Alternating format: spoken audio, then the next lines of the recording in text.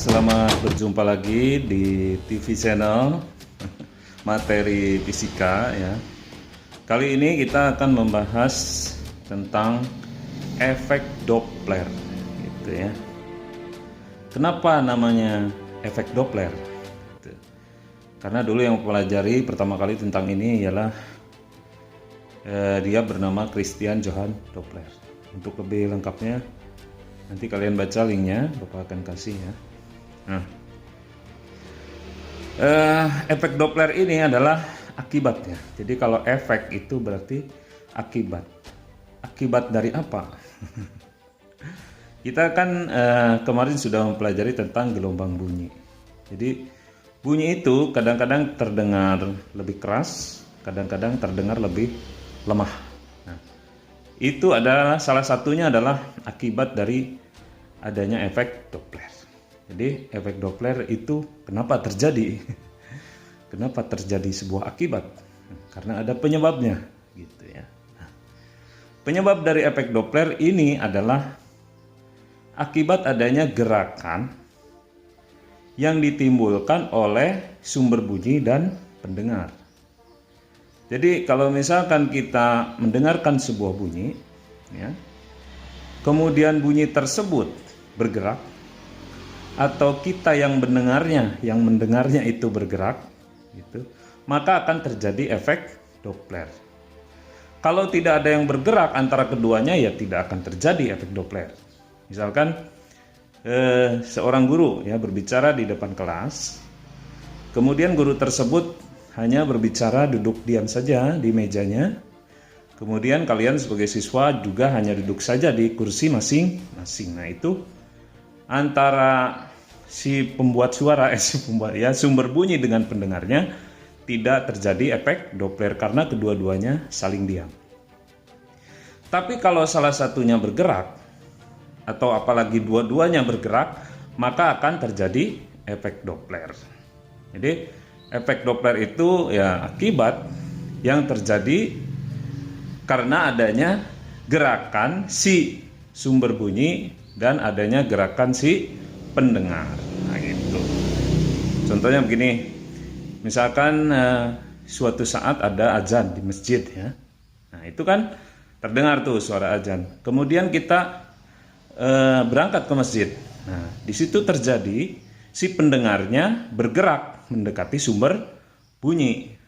Nah, di situ terjadi efek Doppler. Semakin kita mendekat sumber bunyi, maka semakin keras atau semakin tinggi frekuensi yang kita terima dari sumber bunyi. Nah, itu terjadi efek Doppler.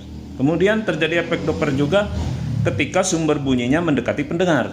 Nah, contohnya ketika kita di stasiun nih nunggu kereta berangkat, tiba-tiba kereta datang. Nah, dengan sirinenya kan gitu, dengan klaksonnya gitu. Nah, kejadian ini adalah kejadian sumber bunyi yang mendekati pendengar. Maka di situ juga terjadi efek. Atau kedua-duanya saling bergerak. Bergeraknya bisa saling mendekat, bisa saling menjauh. Bisa salah satunya yang mendekat atau salah satunya yang menjauh. Contoh yang saling mendekat, ya kita sedang naik motor lah. Kemudian di depan kita ada ambulan yang menuju kita. Kita juga menuju ambulan. Nah, itu saling mendekat. Jadi bunyi suara ambulan itu akan terdengar, frekuensinya akan lebih tinggi, akan lebih keras ketika kita mendekat ambulan. Dan ambulannya pun mendekat kita. Nah, itu. Itu adalah kejadian kedua-duanya saling mendekat.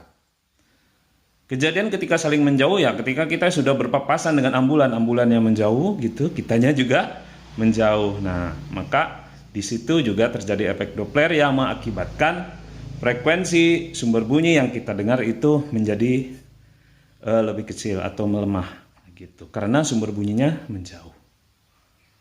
Makanya kita nanti akan lebih paham kalau kita paham rumusnya ya. Nanti makanya di persamaannya itu ada tanda plus minus nanti. Ya. Tanda plus itu ketika gerakannya bagaimana?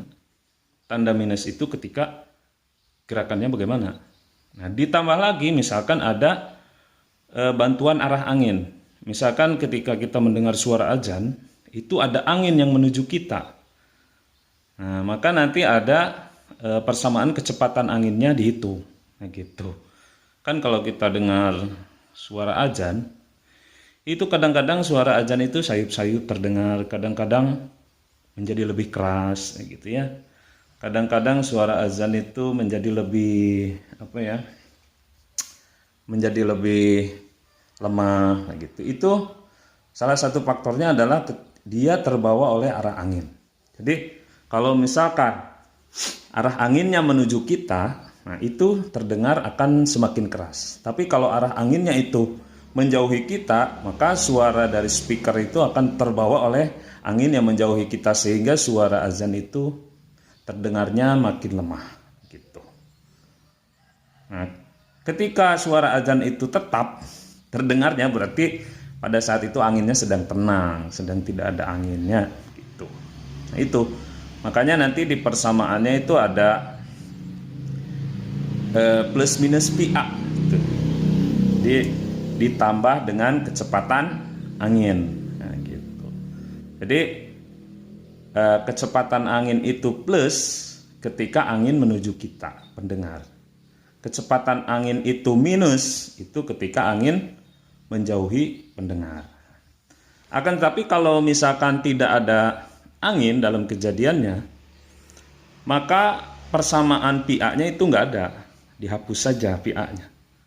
Masih tetap sih ada PA-nya, tapi kan 0, tidak ada kecepatan angin. Jadi plus 0 ataupun min 0 sama saja. Ya, mau dimasukin atau tidak dimasukin, hasilnya sama saja. Seperti 5 tambah 0, hasilnya kan 5. 5 dikurangi 0, hasilnya 5 juga. Jadi plus minus ketika angin itu tidak ada, nggak usah dimasukkan lah jahat pulpen gitu. Atau jahat spidol, nah gitu ya. Dimasukkan boleh, nggak dimasukkan juga nggak apa-apa ya. Karena 5 min 0 itu sama aja dengan 5. Ya udah tulis aja 5, jangan ditulis 5 min 0 kan gitu. Jangan ditulis 5 plus 0 kan gitu. Nanti spidolnya cepat habis, capek menghapus. Nah itu, jadi nanti ketika ada angin, maka persamaannya adalah Fp sama dengan V plus minus PA plus minus PP dikalikan Fs dibagi V plus minus PA plus minus PS, gitu. Itu rumusnya ya, coba lihat ya. Nah, Fp itu apa? Fp adalah frekuensi pendengar. V itu apa? V saja kan itu adalah kecepatan bunyinya. Kemudian VA itu adalah kecepatan angin. Tandanya kan plus minus PA itu ya. Nah, jadi kita pilih mau plus mau min tergantung kejadiannya. Di mana ketika plus itu? Kapan ketika plus ya? Plus itu ketika anginnya menuju pendengar.